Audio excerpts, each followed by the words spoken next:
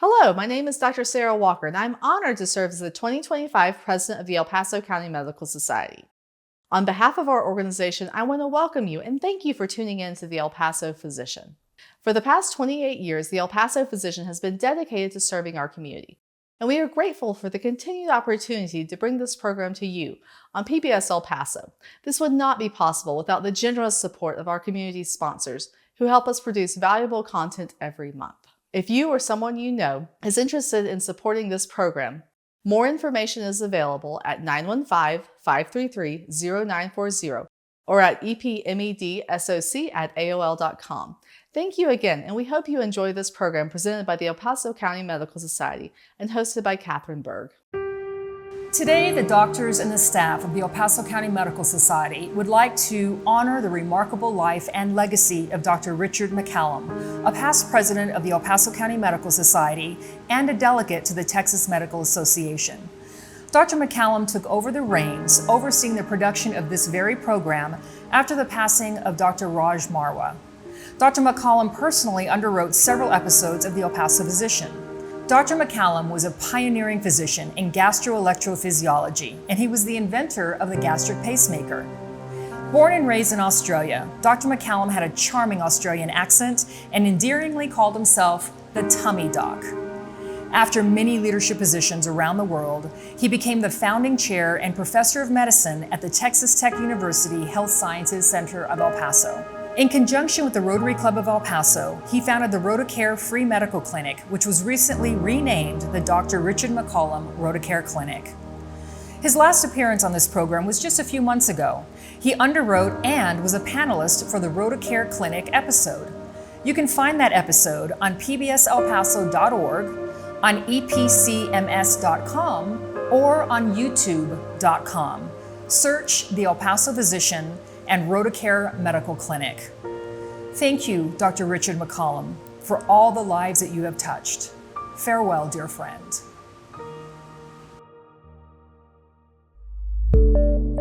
Treatments for prostate cancer have been very interesting to watch over the last several decades. Screening guidelines have also changed quite a bit. We're going to be discussing the nuts and bolts of prostate cancer, and we're going to be talking about the new research that leads to advancements in treatments. This program is underwritten by Rio Grande Urology and Rio Grande Cancer Specialists. And a big thank you to the El Paso County Medical Society for sponsoring this program since 1977. I'm Kathrin Berg, and this is the El Paso Physician.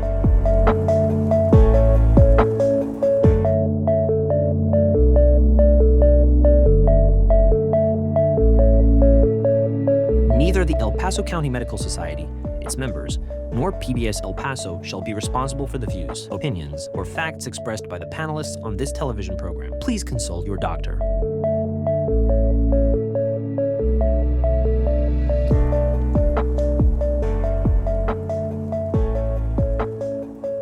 Thanks again for joining us. This evening we're talking about the nuts and bolts of prostate cancer, and with us we have two of our veterans, and I love having both of you guys on the show. We have Dr. Travis Mendel, who is a radiation oncologist over at the Rio Grande Urology and Rio Grande Cancer Specialists, and then we also have Dr. Jeff Spier, who is a urologist. And again, thank you so much for being here. I know we've done many shows together, and every time we leave with something new that I haven't heard about before, and many people in the audience haven't heard about before. So I want to start with asking Travis. So again, you are a radiation oncologist. Explain to our audience what that is. So basically we see patients in the clinic mostly with cancer, but we also see non-cancerous conditions as well. And we use external beam radiation or even internal radiation to treat tumors.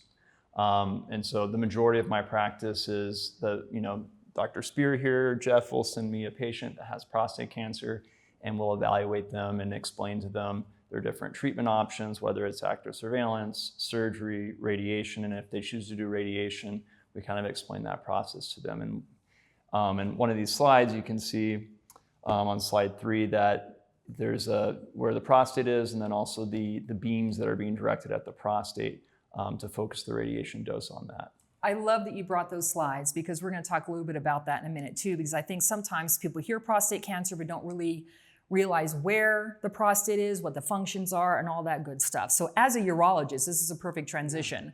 So you're a urologist, but you have, as far as I've known, you specialized in prostate cancer the entire time that we've actually had programs together.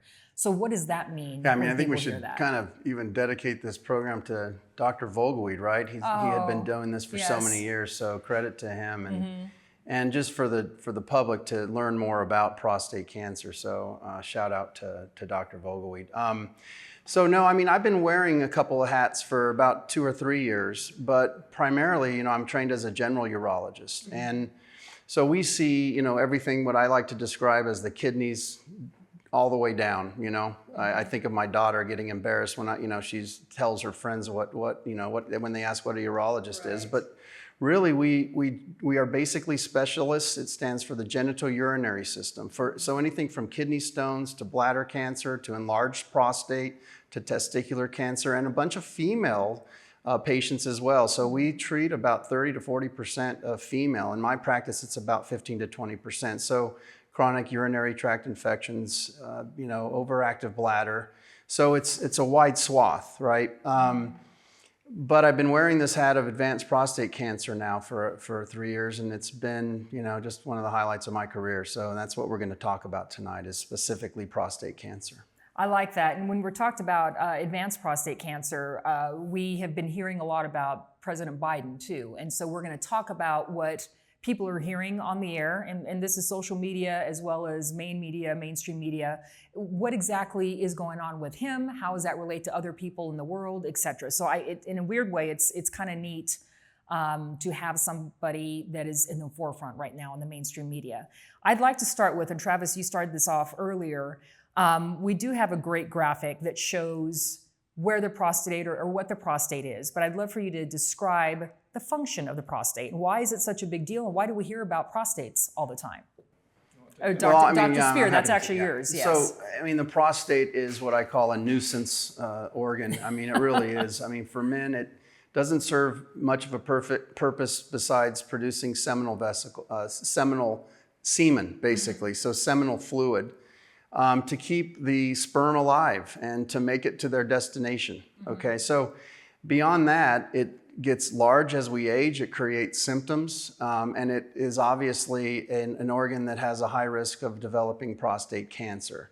So it's about walnut sized. It sits between the bladder and the urethra. And essentially it is just, it produces, along with the seminal vesicles, semen. And so, it creates a ton of problems.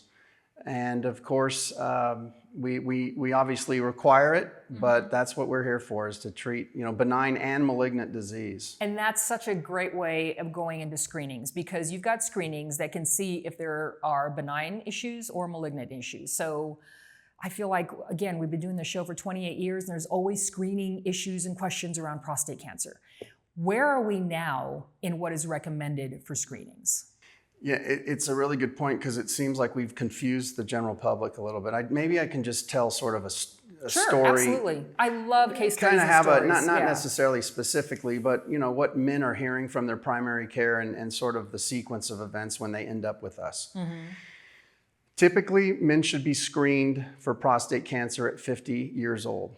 And that is done by a PSA and the digital rectal exam. We still advise our primary care associates to do so, but that's not as common anymore, because they're relying a lot on the PSA, on the blood test. So bingo, that's exactly what I was going to say. So explain to the audience what a PSA is and what a DRE is. Good. So the PSA stands for prostatic specific antigen, and it's an enzyme that's secreted from the prostate that goes into your bloodstream.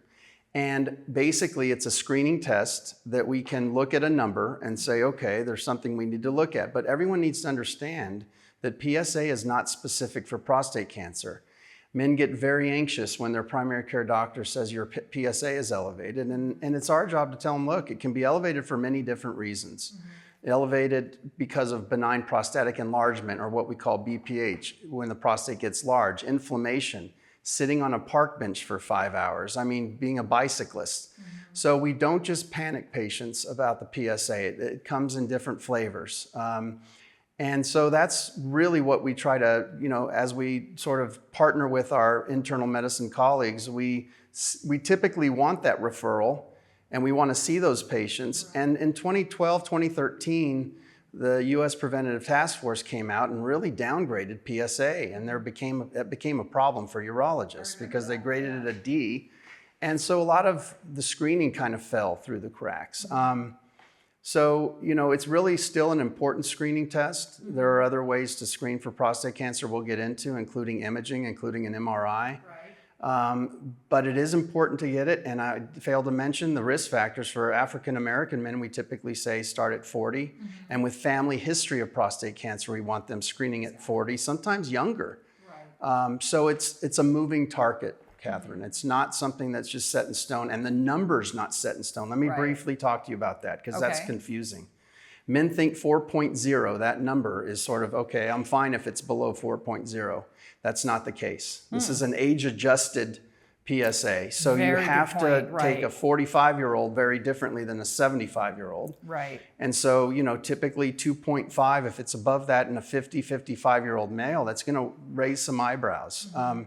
So it's important this is such a great program because the audience needs to know that, you need to ask questions and you need to do your due diligence, because that 4.0 cutoff is not necessarily, the end-all be-all. So a great question after that to follow is that you have now a 2.5, you're 75 years old, and this person hasn't, so it's a blood test. Let's talk about DRE. Where do you go from there? So you've got your prostate cancer number now, or the PSA number, not your cancer number, your PSA number. When does a digital rectal exam come in? Does it come in with, so I'm thinking of primary doctor. So I'm thinking of primary doctor, you go in, you get your blood test done, you've got a raised PSA, now we're gonna go see Dr. Spier. Yeah, you would hope that the primary care doctor is getting the PSA and doing a rectal exam yearly. We really recommend yearly. Sometimes we recommend to spread that out if their PSA has been normal over a course of time. We can sometimes say every 2 years, sometimes every 5 if it's extremely low. If there's any question at all, there needs to be a referral. But the digital rectal exam remains important. I mean, a lot of my colleagues, myself, we've caught cancer when PSA was less than 1, for example, and we found a nodule. Exactly, and that's exactly my point. So what are you looking for? You're feeling the prostate. You are. And you're looking for enlargement, sure. I mean, really basically, you're looking for any abnormalities, a nodule, a mass, irregularity if one side's larger than the other. Obviously, not the most comfortable exam. Men are very, they don't get excited to come see the urologist, but this is for the audience. Women don't like their annual exam either. They're reasonable. We go through it too. We just do it in different ways. But yeah, I'm with you on that. And that's why I wanted to talk about it. I wanted to there's PSA, there's digital rectal exam. It's exactly what it is, but it's uncomfortable, but it matters. So now we feel a nodule. We feel something that's off. And so now do we go to imaging from there to further diagnose or see what's going on? Usually, so if it's on like a primary care's office, they're going to send them to Jeff, and then Jeff is going to look at the whole scenario, most likely, the age of the patient, their family history, all these things. There's new tests where we're actually testing the urine and looking for kind of like cancer signals, and it can actually risk stratify the patients, whether or not they're going to, be at high risk for being diagnosed with prostate cancer on biopsy.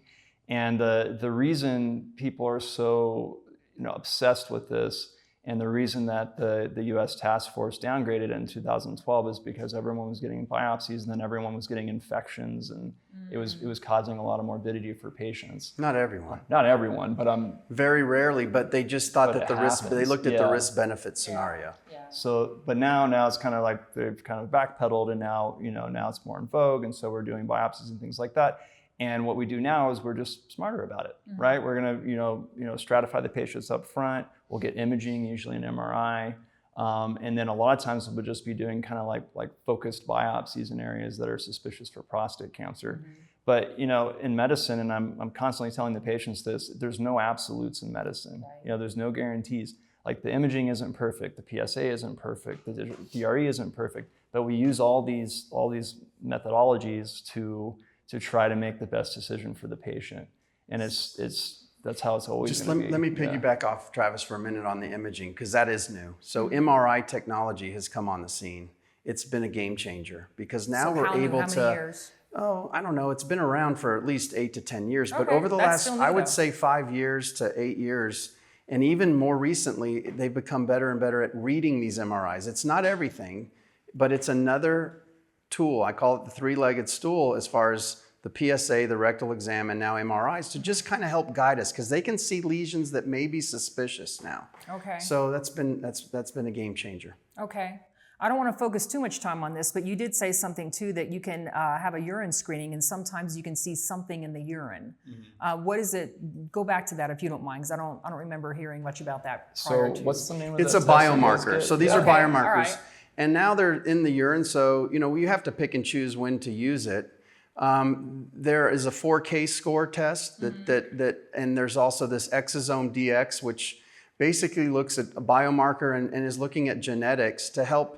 It's not definitive, but again, it's sort of a way to steer us in the right direction and look at risk profile on patients. So I almost see that as yeah, context. these You are know, when you're looking at- biomarkers basically, and just more information for us to make a decision. Okay. And another thing to look at it is, when we do our biopsies, like say, Jeff does a template biopsy or even I do a targeted biopsy, we can miss things, And so like if you have a patient that has an elevated PSA, they have some biomarkers that are positive, we do the biopsies, it's negative, that's someone you're kind of going to be, wanting to keep an eye on, not, not just saying, oh, you don't have cancer, you're fine. It's like, hey, we're going to keep a close eye on you because you're at high risk for having cancer for all these reasons. Right. And again, it's just like we have humans, doing these diagnoses, and we can miss things. Yeah. And so it's always smart to get all your information and utilize it up front. Makes sense.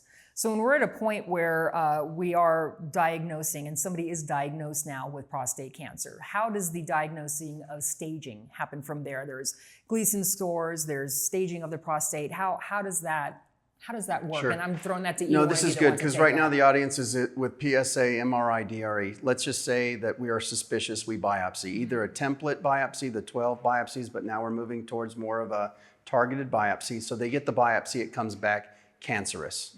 Many times it doesn't. Many times it comes back benign. But when it does, there's different grades and a grade grouping of this cancer that kind of steers our direction. And that's the Gleason score that you talk of. And that's a pathologic score. That's that's the pathologist that looks under the microscope, and they're able to ascertain whether it's a Gleason 6, 7, 8, 9, or 10. And 10 is very aggressive. 6 is typically, sometimes, most of the time now with Gleason 6, for example, we're not doing anything. Wow. Even with sometimes on 7s, there are 2 scores. There are 2 scores. It's either a 3, 4, or 5, and you double that up. So I'm not, I you can see. do the I was gonna math. say, how 3 do you plus start at 3 is 6, Okay. and 5 plus 5, I get you. Okay. That's just a quick math lesson for you.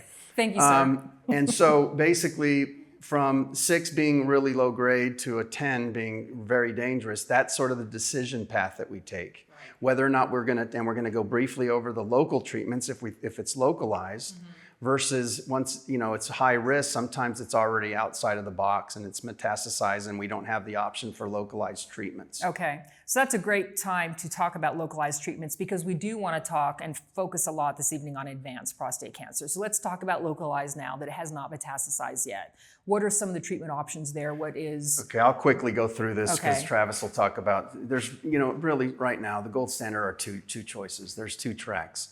And when men come and they want to talk about therapy that we know that can help them locally, it's either the robotic prostatectomy or what you've heard of the Da Vinci robot, the fancy tool that we've had for many years, since 2004 it's been around, so it's not new anymore.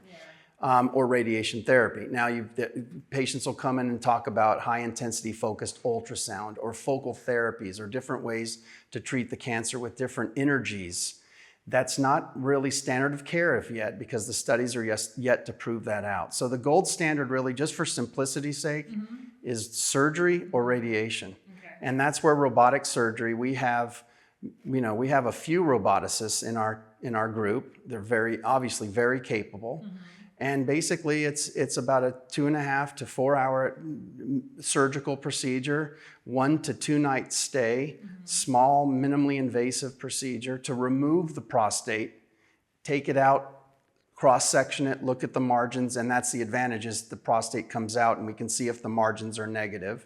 And it's curative. A point. if you catch prostate cancer early, it's almost always curative. I mean, that's the beauty of screening. Right. It's when it becomes advanced, which we'll get into, that's the problem. So that's robotic surgery in a nutshell. I love that you say that. It's just get your screening so you can find out what's going on. If you can get rid of it, get rid of it. So that's one of the reasons that we're here on the show is right. And then there's radiation. Okay, then there's radiation. So First, before we go to radiation, the questions always beg, what are some of the complications that can happen with surgery? What are some of the complications with radiation? So that's going to come as a sidebar. Yeah, I mean, surgery, right? They have to be usually healthy. I mean, you have to understand anesthesia is a risk just by itself. But the two that we talk about is erectile dysfunction and incontinence. Those are the ones that the patients really need to know about, because in the right hands, those percentages fall, but you have to do your due diligence. Our surgeons have done hundreds of these. All of the ones that are in our group are capable, and they're of course things happen, but those are the two obviously most perplexing side effects or complications. And talk about the low levels of those complications, because I think that's important to throw out there, because you say that out there, it's like, well, how, you don't have to give me a good percentage. Yeah, but Kathrin, it really depends on how the patient presented. If a 75-year-old is coming to us with ED already, he's done. Or just a little bit of ED, we say the chances are not very good. There's nerve sparing techniques during this procedure to spare those nerves. And if it's more aggressive, sometimes those nerves can't be spared. So in the perfect scenario, I don't have specific numbers, but ED can sometimes be up in the 40% to 50% range. Right. If they're young and healthy and they have a healthy sex life, maybe it's 15 to 20%. Okay. But incontinence is another risk factor. Patients early on can, when they laugh, sneeze, cough, they can leak, they can have persistent leakage. So it's very variable. Exactly. And that's a good way of saying it too. All right, radiation, here we go. Well, so I guess I'll kind of take a step back here. So when I see the patients, I'm always looking to not treat them. So I want to do active surveillance. That's kind of my number one goal. And so I'm trying to figure out, okay, what does the patient have? Is it safe to do active surveillance? And that's why the biopsies are so important nowadays. Back, 10, 20 years ago, they were just doing, random biopsies and doing basing care off that. But now we're able to actually risk stratify the patients with imaging and things like that and actually target those lesions. And so it makes a huge, it's a massive thing for active surveillance, because you can put someone on active surveillance but not have the full picture. Right. And they have worse disease than you think, and they progress, they become metastatic, and it's a big problem. And so we utilize these targeted biopsies that I do quite a few of in order to kind of help stratify those patients. Another thing that's very important nowadays is something called molecular testing. There's different groups that have different molecular tests. We primarily use a company called Decipher, and it gives you, they use what's called a microarray analysis, but they analyze the RNA products of the cancer, like the cancer cells. Interesting. And they're able to give you an actual risk, either a high risk, intermediate risk, or low risk based off the molecular profile of the tumor. And why that's important is the Gleason score was developed back in the 60s, something like a long time ago, and we're still using that system. And most of the other tumors that we treat don't use the path grade, the scoring anymore. We use other other markers. And so this, I think, fast forward in 5 or 10 years, I think we're going to be using a lot more of these molecular scores than actually relying on the Gleason score. But anyways, with the Gleason score, you have a human telling you what they think these cells look like, and humans are not reliable. They're just not, you give it to 5 different pathologists, they're going to give you 5 different answers. And so when you have a computer analyze it and look at the actual products of the tumor, your diagnosis is going to be much more accurate, right? So that's another concept that we use for patients that are undergoing active surveillance is we'll do a biopsy, we'll make sure we have the full picture, and we'll run the molecular analysis on that patient to make sure that they're not at high risk of progression. And that's done with the biopsy, right? So it's just taking the tissues from the biopsy and doing the And you have to get the correct tumor, right? So you can't just if you just do a biopsy and sample a little small tumor in the prostate, but you missed the big beefy one that was above it, you're not going to get the molecular picture of the cancer in there. You're just getting like a random spot that had a little bit of cancer in it, not the. So help me visualize the biopsy. So are you able to see what you, for example, when you're talking about 2 or 3 different tumors in the prostate, are you able to see where the tumors are so that you can take bits and pieces from all the tumors in there? Or is that so usually they'll ultrasound or? Exactly. So we'll get an MRI or even a PET scan, and you'll see the lesion on the PET scan. And I do a technique called cognitive fusion, where I have a big screen TV up there. I put the image up there, and then I go find it on the ultrasound and take 2 or 3 pieces. Can I just comment though real quick? Absolutely, I don't want to confuse the audience because some of my patients are out there. Okay. The standard of care remains, we're shifting, but the transrectal guided ultrasound, which is the template, which, you get broad swath, 12 different biopsies, not a lot of fun, usually is the first step, usually. And if things get confusing after that, or the PSA rises, or the MRI shows something, that's my practice. I refer to Travis or one of my partners, typically it's Travis, to do the targeted biopsy. But for the audience, the standard of care remains the template biopsy. And sometimes we're not knowing exactly where that tumor is, and it's still a work in progress, I think.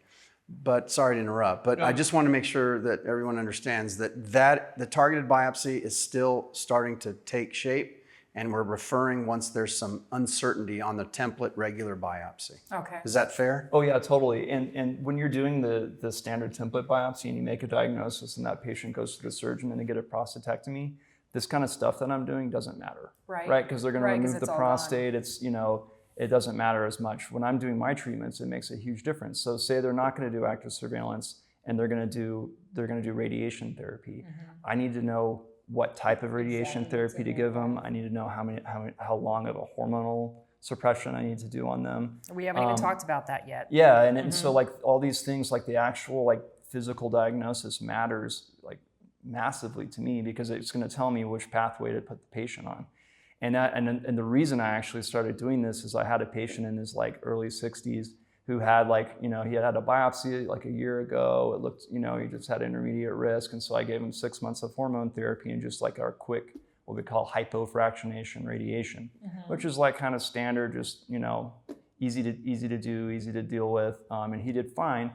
He progressed like the second he got off hormone therapy, progressed. Wow. And I was like, what the heck? He had lymph nodes and things like this. And so I went in and biopsied him, and he had like a high-grade tumor that I just didn't know about because we didn't have. So you're looking in a 6-month period. So you started this hormone treatment for 6 months. He was fine. Then all of a sudden, again with the active surveillance. Yeah. And so like, if I could go back in time, what I would have done is targeted that lesion, or found like, if there was a lesion there that I could target, I would have targeted it.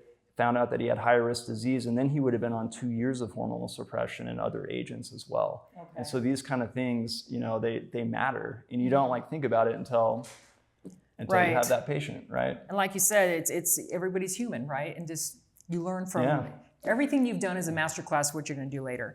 I do want to talk about President Biden here for a moment, because again, I think that's going to bring what people are hearing out in the universe right now, and what is happening with him. So either one of you take, what type of cancer does he have? It's advanced, yes. What does that mean? You're both smiling at each other like, you take it. No, I don't want to take it, you take it. Let's share it. All right, there you go. Dr. Spier, so I think, look, we don't know what took place. We still don't know. We never probably will. But he was 82, I believe.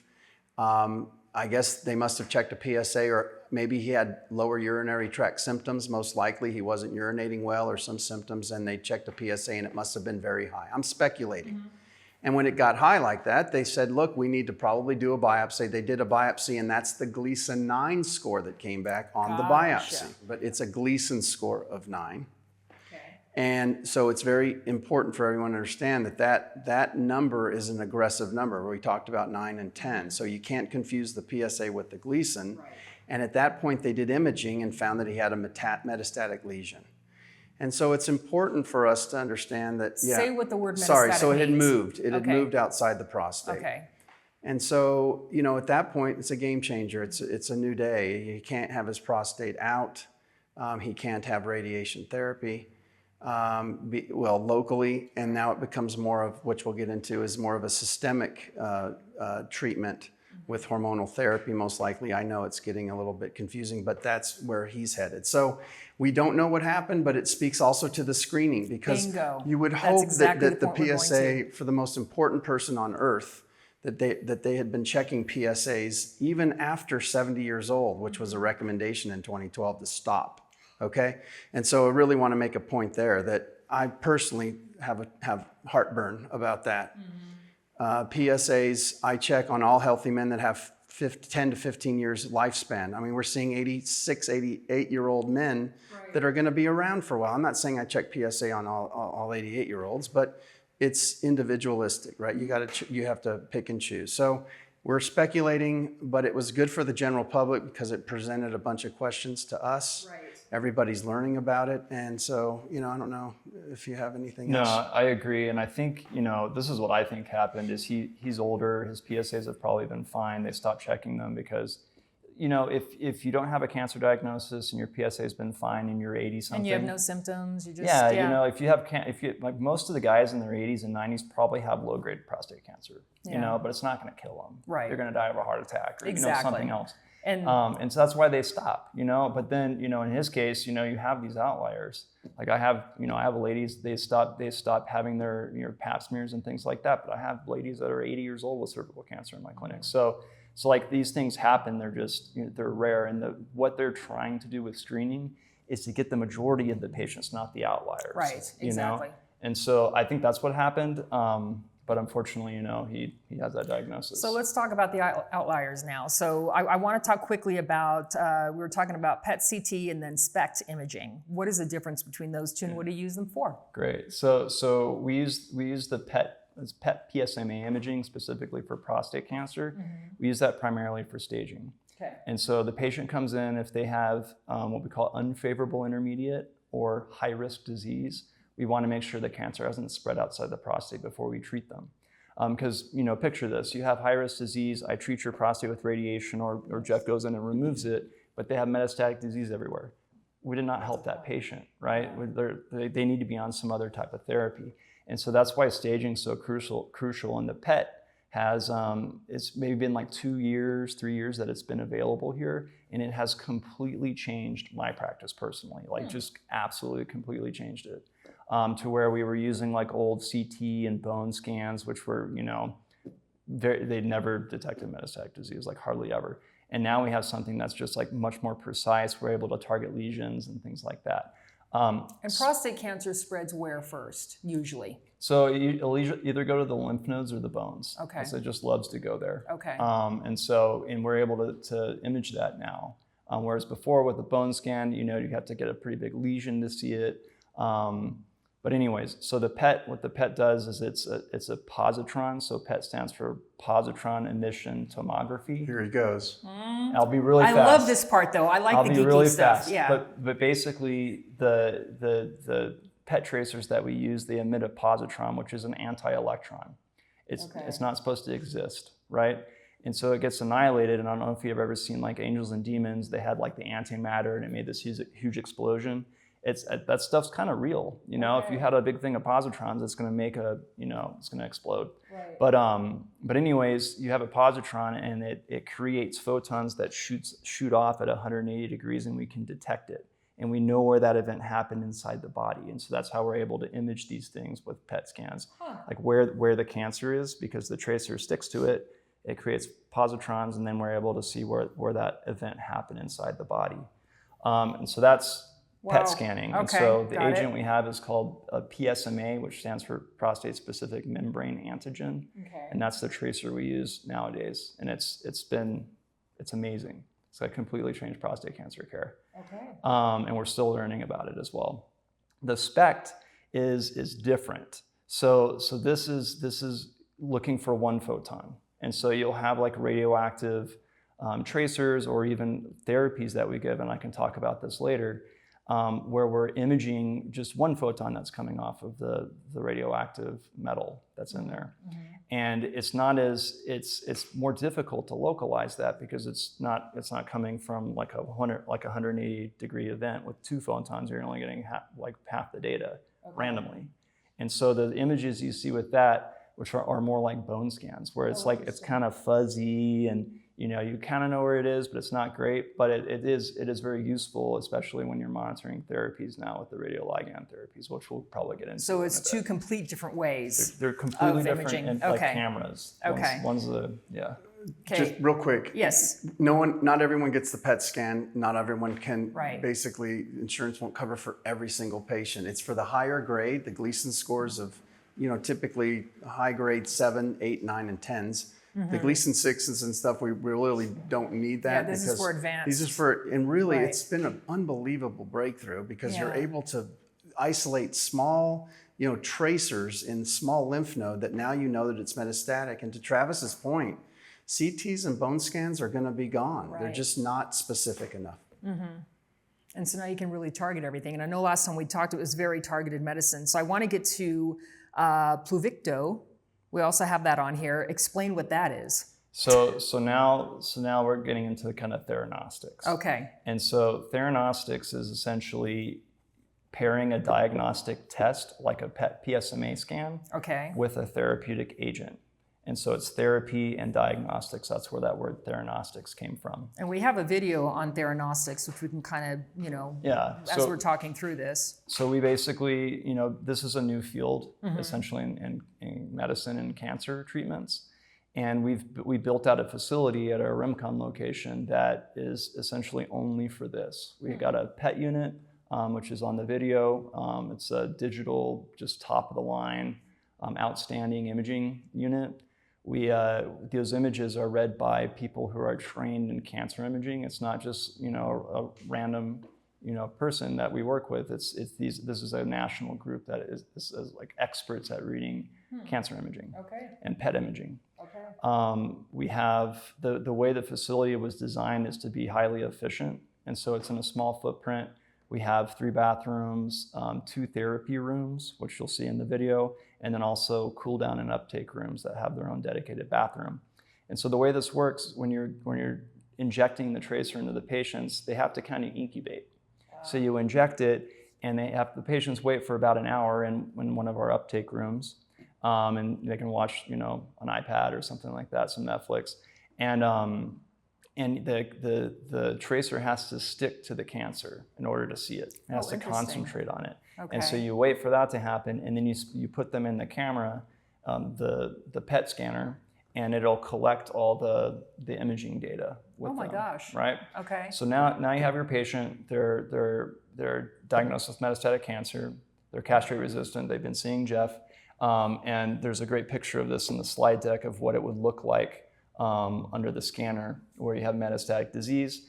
And now you know that metastatic disease the PSMA agent is sticking to it. And so what they did with the therapy is they put a more radioactive agent, lutetium-177, they stuck that to the PSMA, and then you inject that into the patient.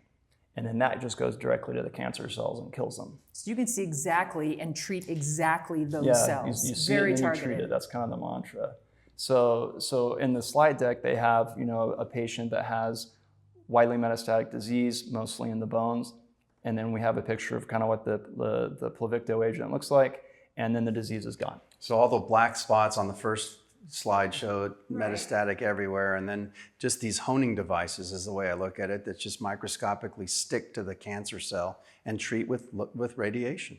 So we're talking about, and pardon me, so I'm just trying to follow this. You're treating it right then and there, and within that treatment, they disappear? No, so this does is take like time. Yeah. Okay, So I was thinking that is just a little too good to be true. We wish. Yeah, that would be cool. So they come back several times, but again, it's very, very focused and very targeted to those specific cells. Exactly. Yeah, and some of your normal cells take up this agent. And so the Pluvicto agent, most of the patients get something called xerostomia. It's dry mouth. Okay. Because your salivary glands have this receptor on them, and it takes it up. And so you get dry mouth because your salivary glands get irradiated. Your kidneys, it's this process through your kidneys, so sometimes it can make your kidney levels go up. They can get nausea. There's toxicity from it. But I think it's a lot less than some of the other therapies we've been using in the past. And I look at this as more of like a heat-seeking missile versus a shotgun. Like we were using shotguns before, now we have heat-seeking missiles. It's a good way of saying it. Yeah. So, but they're developing these type of therapies for all cancers right now. And Okay, so there's that's a lot good of, to hear. and we, with our center, we have a research team that we've been slowly building up with clinical trials and things like that in this space. And just across the country, there's hundreds, if not thousands, of clinical trials going on right now. Thank goodness. And that's one of the questions too. Is we have a whopping 17 minutes left, which sounds like a long time, but it's not. Because I'd like to I want to get to Xofigo in a minute, but let's talk about some of these clinical trials, because I think that is such a game changer to people like, oh my gosh, what do I do now? So the clinical trials are involving what exactly around the country? So there's different phase clinical trials, and so there's phase 1, which are like new agents that they're testing, and usually kind of patients that don't have any other options in terms of treatment, like they've kind of gone through the whole line of therapies, and now they're testing something new. And then you have like phase 2 and phase 3 trials where they're, it's something that works, but now we're comparing it to different agents that we use or standard of care agents. What we're currently doing in our center, we have a couple of trials open, but I think the most interesting one is this one called the delayed castration trial. Say it slowly. Delayed castration. Delayed castration. Yeah. That sounds scary. So explain what that is. So basically, in advanced prostate cancer, when patients have metastatic disease, it's always called the backbone of therapy is androgen deprivation or chemical castration. Okay. And testosterone suppression. Just knock it out. Okay. Yeah. And so in the cancer cells, they need that signal, the testosterone, to grow. And so we just stop the patient, either block the receptor on the cell, or we stop the body's production of it, and that of course inhibits the cancer. Eventually it finds a way. It's like Jurassic Park. Life finds a way. Okay, yeah. But with the development of these agents that are more targeted, they're potentially more effective, they're starting to think, well, do we have to castrate the patients? Because the patients, they have fatigue, they have hot flashes, they have weight gain, endocrine issues, like mental issues. Like it's a problem, and it's kind of, like, oh, it's not that big of a deal. It is a big deal for a lot of these guys. It's menopause for men. I mean, I went through all that. Yeah. And it's permanent when you're metastatic. I mean, you don't get off of it. Right. And so with this agent, these guys that are being diagnosed with metastatic disease, they're starting to think, well, maybe we can give these guys this agent and not castrate them, and they'll do just as well as the guys that we did castrate, or just delay castrating them, several years down the road. And so I think it's just a really provocative trial, and just really trying to kind of go back and be like, we've just been doing this because the other people did it, Right. and now it's like, well, why don't we do something different? And this is happening in your clinic right now. And about how many men do you have enrolled in this? So this one we have just a couple, because it's when you're finding patients for clinical trials, It's got to be that specific I advanced disease. call them unicorns. Yeah. Because they have to have all these perfect metrics, and it's tough, And then it's also tough because the patients they know what the standard of care is castration, and so they're kind of like, I don't know, this is kind of experimental, and it is, but it's also you gotta try something different in order to drive. Exactly.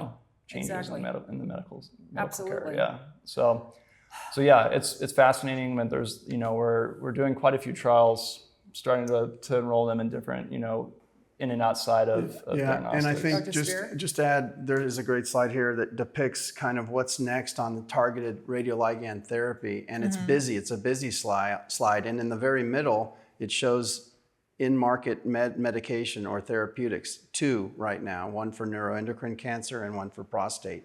The rest of that figure shows everything that's coming, that's on its way in all kinds of different spaces, from GI to breast to lung.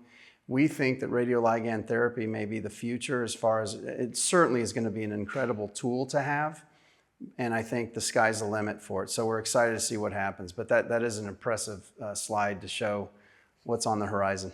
So on that note, and usually I wait a little bit later to ask that, but I really like it when we can seize the moment. So on the horizon, because you both are bringing this up. So having this program 5 years from now, what do you see? Because right now you're talking about these 2 in the middle, but we've got all these other clinical trials gone. We've got everything happening. just in your best guess and your hopeful optimism going forward, what do you see in treatment over the next, we can go 10 years, but I'm thinking right now, things are just happening right now. And again, AI, you were talking about humans making mistakes, computers are much more targeted. And I don't care who starts first, but this is the most exciting part of the program, is what's on the forefront. Yeah, sure. I mean, I think there's just going to be more targets. For prostate cancer specifically, there's going to be more targets. And what we're going to end up doing, this is probably 5 to 10 years down the road, is we're going to image the patient and see what targets are available, to target, right? And so you image them and they'll glow. We'll be like, all right, this is the agent we need to give you. We'll give it, it'll wipe out all those cells. But the cells are going to figure out how to grow, and then they'll start expressing other targets. And then you use your other imaging agents to figure out exactly what's going to stick to those cells. And then you give them the therapy that cell's expressing. And that's what they're doing in all cancer.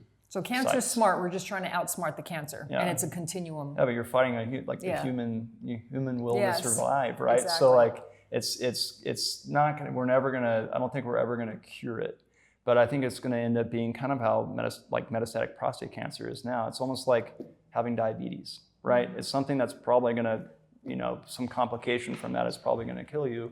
But a lot of guys, they live 5, 10 years. Yeah. I think there's 3 things that come to mind. I think I totally agree with Travis. I think first is the ability with these studies to start earlier and sequence these drugs. So we talked about the delayed castration. Well, if we can give this radioligand therapy right from the beginning. I had a patient and his wife come in. She's a scientist. She came in and said, Dr. Spier, I want to start Pluvicto now.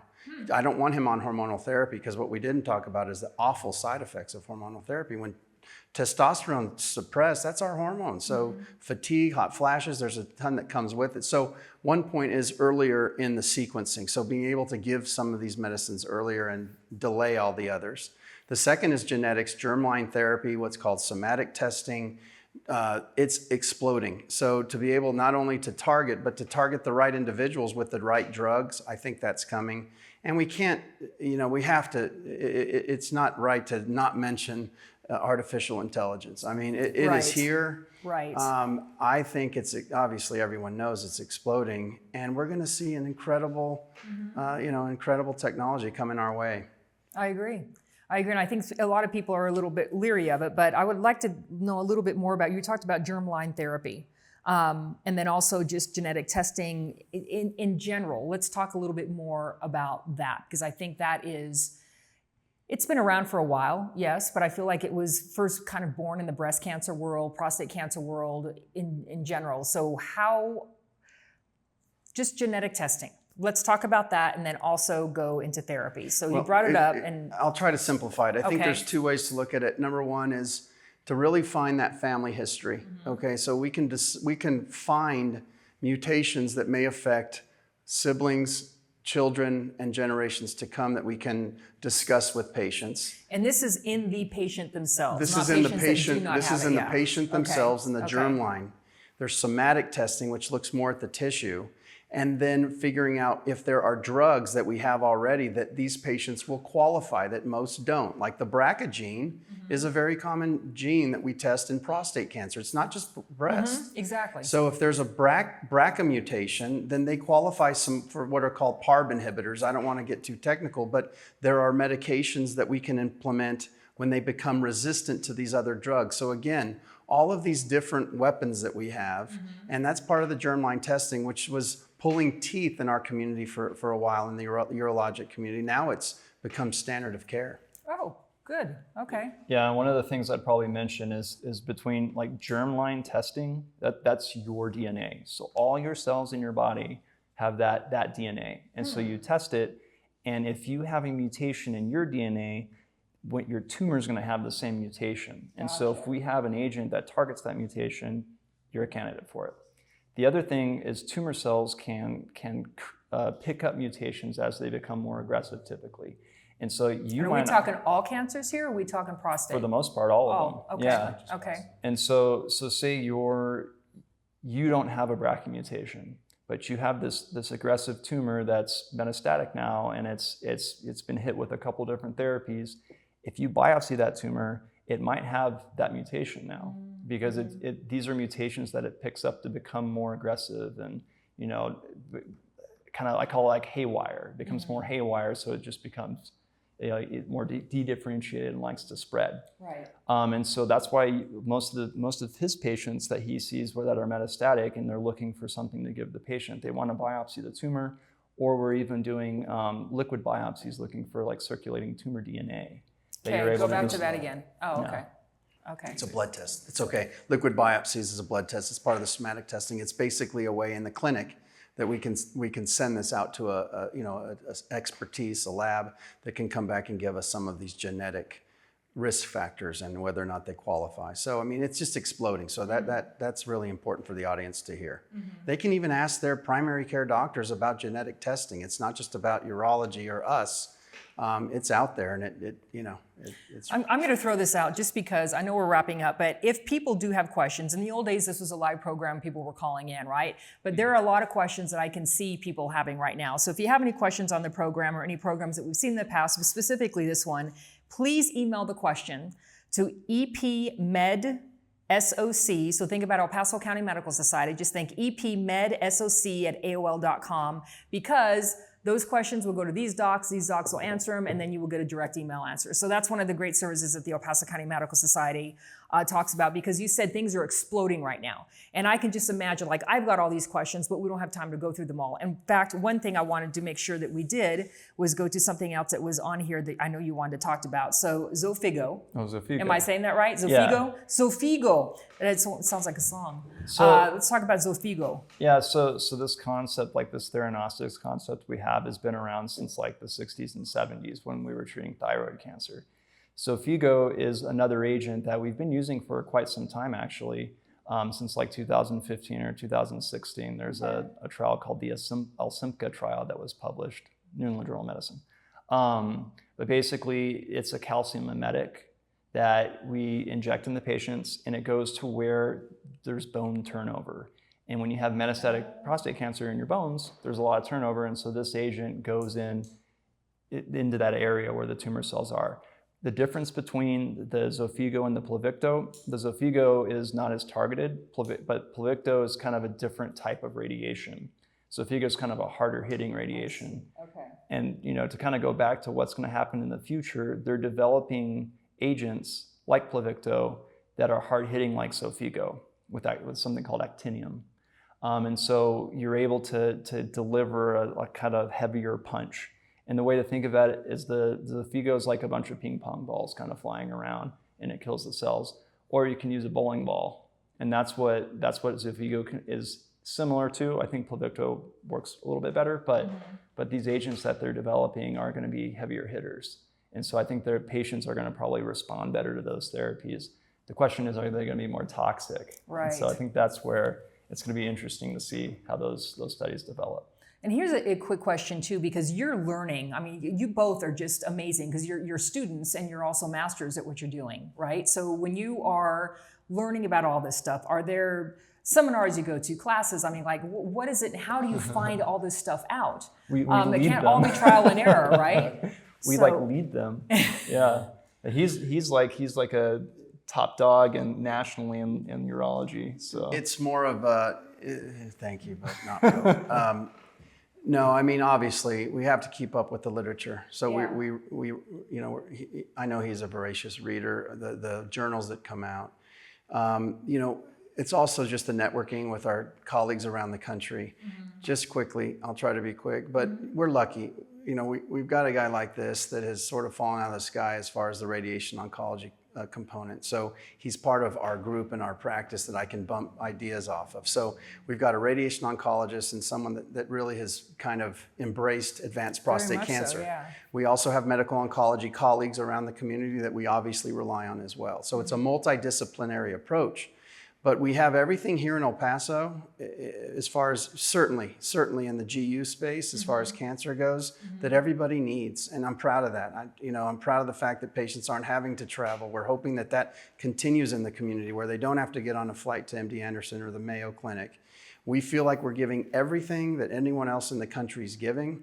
And, I'm proud of the city. I'm proud to be born and raised. He was too. And so, we take a lot of pride in our community, and so. What you guys doing is amazing. Again, it's Rio Grande Urology, Rio Grande Cancer Specialists, and every time I sit and listen to you all, it is amazing to me. And if you want to watch this program again, which I'm sure you will because everything went really, really fast, there are 3 different places that you can watch us. Again, we've had Dr. Travis Mendel here, who's a radiation oncologist, and Dr. Jeffrey Spier, urologist. And this can be seen again on PBS. elpaso.org, also on the El Paso County Medical Society website, and that is epcms.com. And you can always go to youtube.com. You can watch this show and then all the shows that we've done in the past, at least archived for the last several years. We've been doing this for 28 years. It's a long time. And if you have a question, email your question to epmedsoc@aol.com.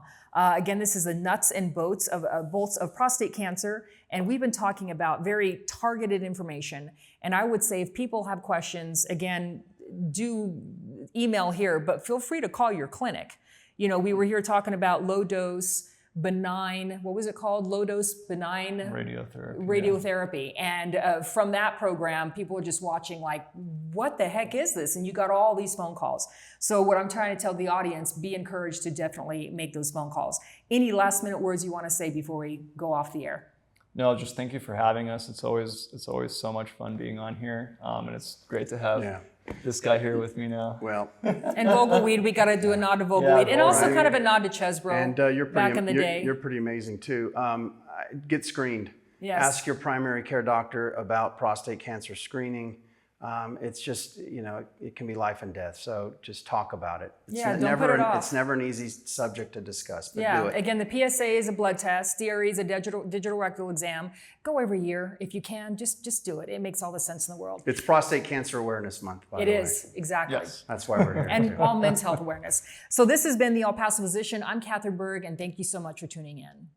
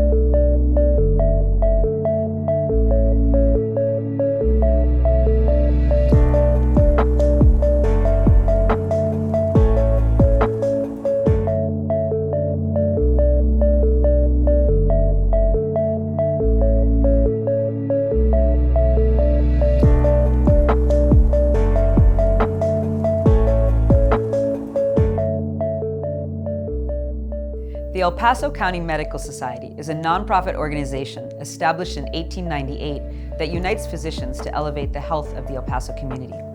We have been bringing the El Paso Physician television program to your home for the last 27 years on PBS El Paso.